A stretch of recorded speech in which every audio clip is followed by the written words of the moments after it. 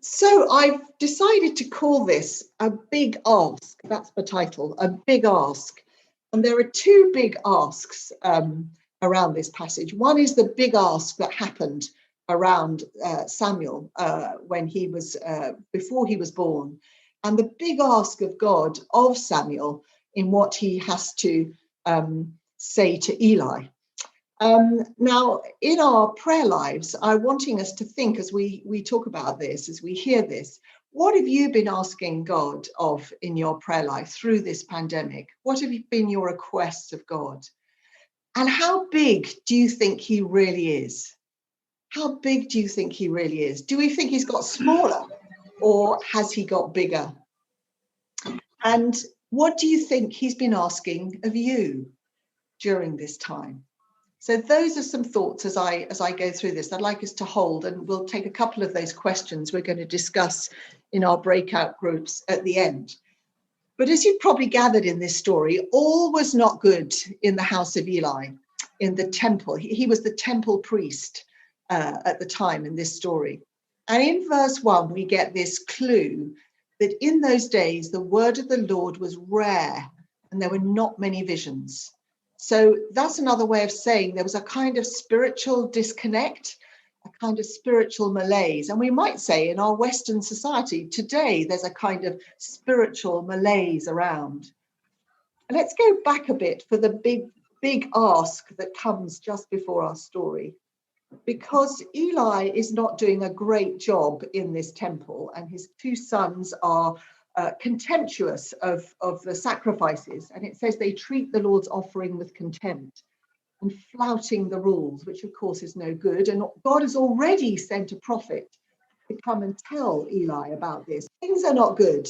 And then we have this passage, and Samuel is there. Something is changing. God is appearing and something is happening. And this thread of hope goes way back, well, not way back, actually, just back before this in the previous two chapters, because Samuel's mother is Hannah.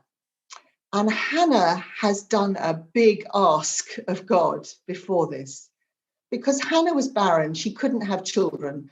And of course, at that time, that was a terrible blight on a woman. And she felt an enormous amount of shame around it, even though her husband loved her very much and didn't want to make her feel bad. And on one of the family's visits, the pilgrimage is once a year to the temple where they get in contact with Eli, the temple at Shiloh. She decides in her grief and her deep sadness that she's going to come to God on a personal mission and pray to him that he might give her a son. And she's really bold in her praying, and she makes this vow. So she says, "Oh Lord Almighty, if you will only look on your servant's misery and remember me and not forget your servant, but give her a son, then I will give him to the Lord for all the days of his life." Wow, that's quite a prayer. And it's an incredibly selfless vow. And she keeps on praying and she keeps pouring her soul out to God.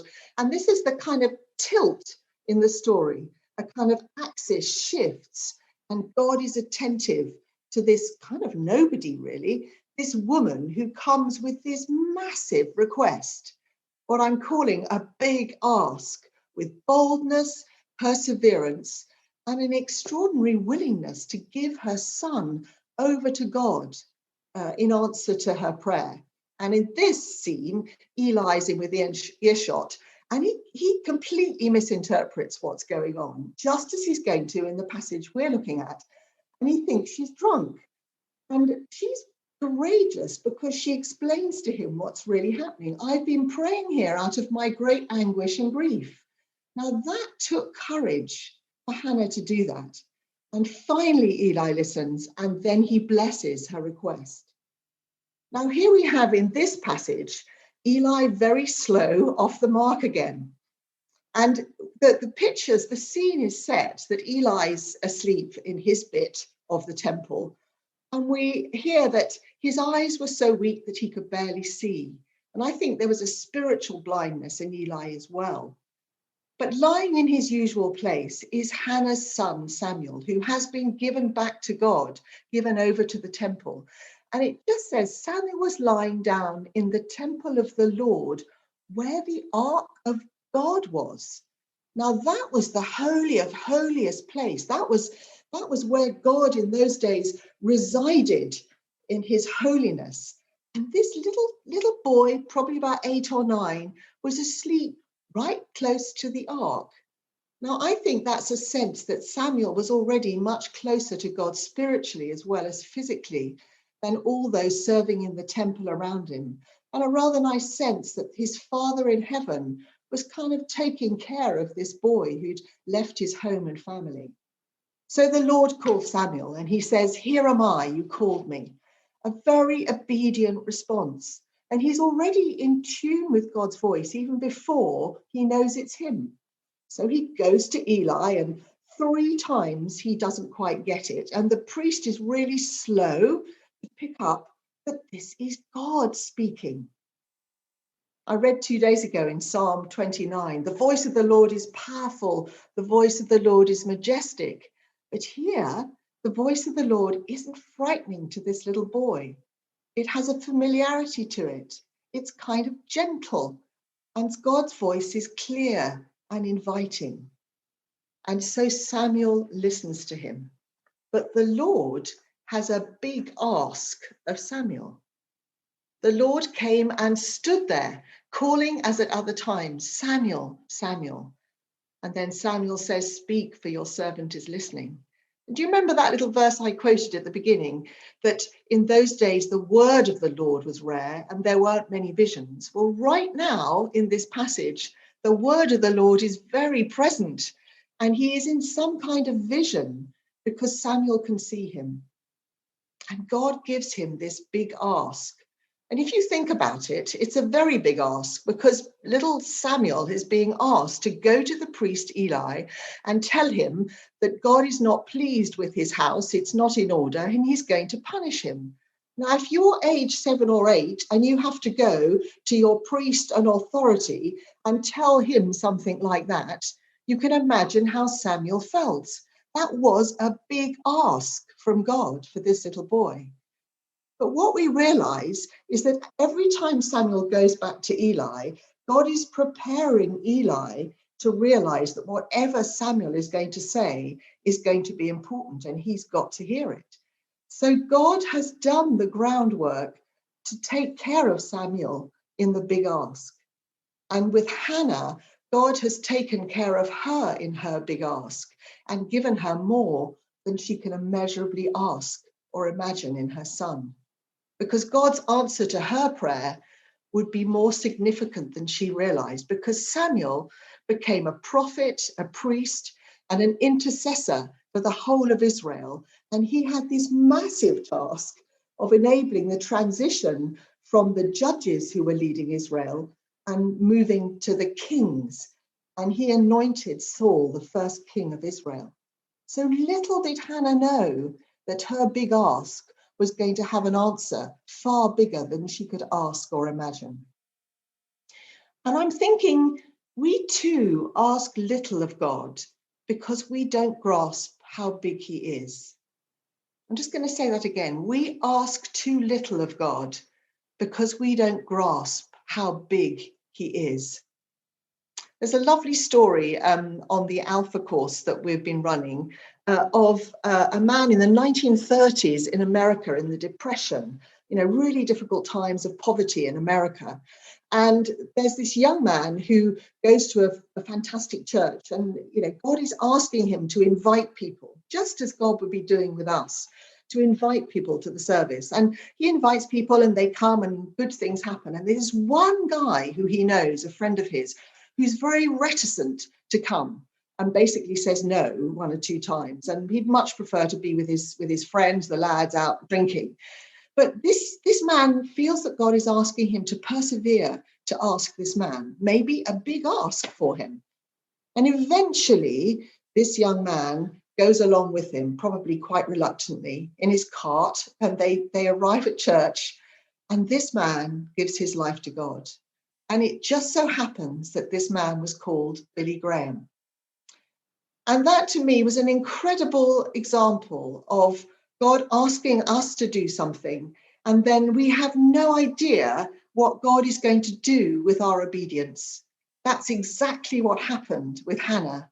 With her obedience to God and her belief in the bigness of God, because she wouldn't have given him her son had she not believed that God was kind, that God was compassionate, that he was a holy and good God, the God worthy of worship. Why would she give her son to him if she hadn't realized how big God was? So sometimes we ask too little of God because we don't grasp how big he is. Sometimes I think when I'm coming to pray, I'm thinking more about what I'm praying than the person I'm worshipping, the first person I'm asking the prayer of. And I think Hannah's a great example of that. And also, I think when we're thinking about this, we ask too little of God because we assume he thinks too little of us. We ask too little of God because we assume he thinks too little of us. Well, I have to say, Hannah didn't think that. Somehow she had the capacity to believe that God was going to listen to her prayer. And once Samuel heard God's voice, he knew he had to do what God was saying. And in his life story, he didn't think that God thought too little of him because he'd invested in him so much that was important for the history of Israel. So I want you to just think about that. How much have we thought that God didn't care enough about us in our prayers? I wonder what you have been praying over the time of this pandemic. Have you been longing for something? Have you withheld that from God because you thought, oh, God doesn't want to hear what I pray. God doesn't want to heal my little whatever it is. We belittle God's love of us when we pray so often. And then we also forget how big God is. There was a lovely a story of a vicar I knew who went to an amazing outpouring of the Spirit in the early 1990s called the Toronto Blessing. What we gathered, the main part of that was refreshing leaders in the church. And this man went along to a service and the Spirit really came powerfully.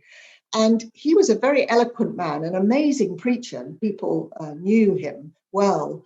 And he was so overwhelmed by the experience and presence of God that all he could say with all his eloquence and ability was, big God, big God. And he was seeing such a sense, a vision perhaps of God, that he was reduced to those two words in his sense of the awesomeness of God. So I would just like us to think when we go into our breakout groups, which may take a little moment to happen. And as we do, if you've got a pen there, just jot this down. Maybe so that if in each group somebody will have written it down. Two very simple questions. You'll memorize them, I'm sure. But what might your big ask of God be today? What would you, if you could really ask your big ask of God today, what would it be? That's the first question. What would be your big ask? Think of Hannah. Think of God's ask of Samuel. And then, what might he be asking of you today? He asked Samuel something pretty challenging, but he prepared the ground for what he'd asked Samuel to do, just as God had prepared the ground for that man who asked his friend to the service, and it was Billy Graham. So what might your big ask of God in prayer be today? And what might he be asking of you today? So I think we're going to have some worship while we take our time to break out in our groups and see where we go with that and then pray together.